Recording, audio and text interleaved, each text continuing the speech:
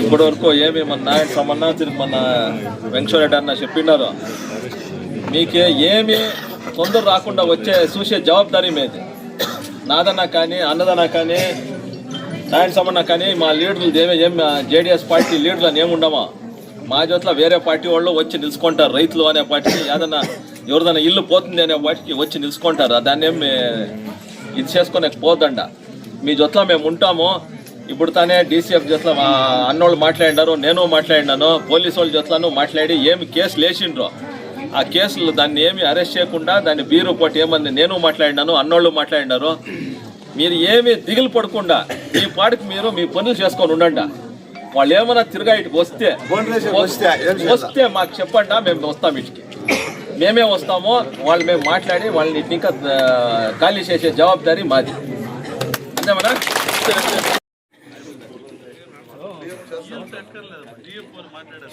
ಎಲ್ಲ schedule caste 100% schedule caste. ಮತ್ತೆ ಇಲ್ಲಿ ಸುಮಾರು 1500 ಪಾಪ್ಯುಲೇಷನ್ ಇದೆ. ಇಲ್ಲಿ 2000 ಚಿಲ್ಲರೆ. ಅದೇನಾಗಿದೆ, ಮಧ್ಯದಲ್ಲಿ ಬೌಂಡ್ರಿ ಹಾಕಿದ್ದಾರೆ. ಊರಿನ ಮಧ್ಯದಲ್ಲಿ ಮಧ್ಯಭಾಗದಲ್ಲಿ ಸೆಂಟ್ರ್ ಅದೇ ಮಧ್ಯಭಾಗದಲ್ಲಿ ಸೆಂಟ್ರ್ ನಾನು ನಮ್ಮ MP ಇಬ್ಬರು ಸೇರಿ ಬಂದಿದ್ದೇವೆ ಇಲ್ಲಿ ಊರಿಗೆ. ಎಲ್ಲ ಬೋವಿ ಜನಾಂಗ. ನಮಗೆ ಪಾಪ ಭಾರಿ ಆಂಗ್ಸೈಟಿ ಅವ್ರಿಗೆ, ಭಯ ಹುಟ್ಟಿಬಿಟ್ಟಿದೆ ನೋಡಿ. ಹೆಂಗಸರೆಲ್ಲ ಸೇರಿಬಿಟ್ಟಿದೆ. ನಮಗೆ ಒಂಥರ ನೋವಾಗ್ತಾ ಇದೆ. ಅಲ್ಲ ಏನು ಮಾಡಿಲ್ಲ. ಬೌಂಡ್ರಿ ಹಾಕಿರೋದಕ್ಕೆ ಅದು ನಮ್ಗೆ ಇಟ್ಕೊಳ್ತಾರೇನೋ ಅನ್ನೋ ಆಂಗ್ಸೈಟಿ, ಭಯ. ಅದೇ ಅಲ್ಲ ಮಾಡಿದ್ದೀರಿ. ಅಲ್ಲಲ್ಲ, ಬೌಂಡ್ರಿ ಹಾಕಿದ್ದಕ್ಕೆ ಬೌಂಡ್ರಿ ಹಾಕುವ ನೆಸಿಟಿ ಏನಿತ್ತು ಅಂತ ಅಷ್ಟೇ. ಬಟ್ ಗೋಡೆ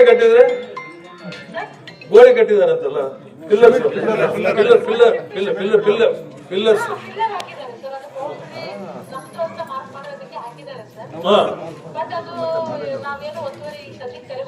ಸದ್ಯಕ್ಕಲ್ಲ, ಮುಂದೆ ಆಗ್ಬಾರ್ದು ಅಂತ ಆದ್ರೆ ನಾವೆಲ್ಲ ಕೂಡ ಅವ್ರಿಗೆ ಪ್ರೊಟೆಕ್ಷನ್ಗೆ ನಿಂತ್ಕೊಡ್ತೇವೆ.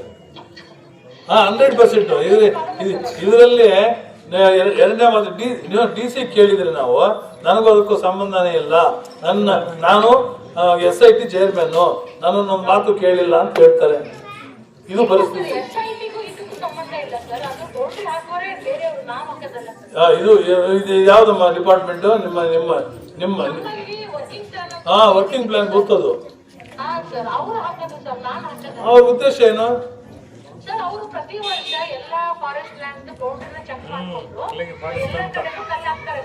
ಅಲ್ಲ, ಇವಾಗ ನೋಡಿಮ್ಮ, ಇವರು ಅನೇಕ ನೂರಾರು ವರ್ಷಗಳಿಂದ ಇವು ಮತ್ತೆ ಅವರೆಲ್ಲ ಪ್ರಾಣ ತೆಗೆದುಕೊಳ್ಬೇಕಾಗುತ್ತೆ. ಈ ಊರು ಏನಾದ್ರು ಹೆಚ್ಚು ಕಡಿಮೆ ಮಾಡಿದ್ರೆ ನಾವು ಮಾಡ್ತೀವಿ.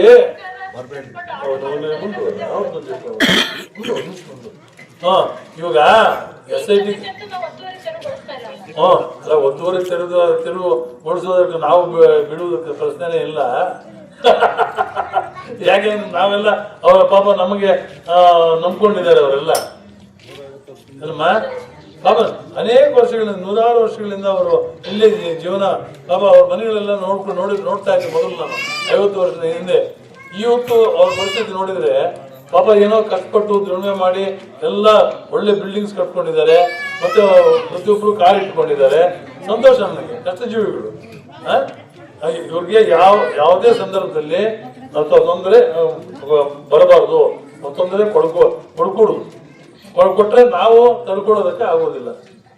ಅದು ದಟ್ಸ್ ಆಲ್ ಅವರ್ ನಮ್ಮದು ನಮ್ಮ MP ಇಬ್ಬರದು ಧ್ಯೇಯ. ನೋಡಿ ಅವರು మాట్లాడతారే ನಮ್ಮ MP ಅವರು. మన ఎమ్మెల్యే ఏం చెప్పా, మన MP ఏం చెప్పా అనే ఆఫీసర్లు ఏం చెప్పారు? మన ఆఫీసర్లు అదేనో లౌడ్ స్పీకర్ పెట్టి ఇంటారు కదా, వాళ్ళు మనసు చేసే యావదే వాళ్ళకన్నా మించింది యావదిలే. అయితే వాళ్ళు అధికారులు ఉన్నారు, వాళ్ళు ఎమ్మెల్యేలు ఎంపీలు వాళ్ళు చెప్పినట్టు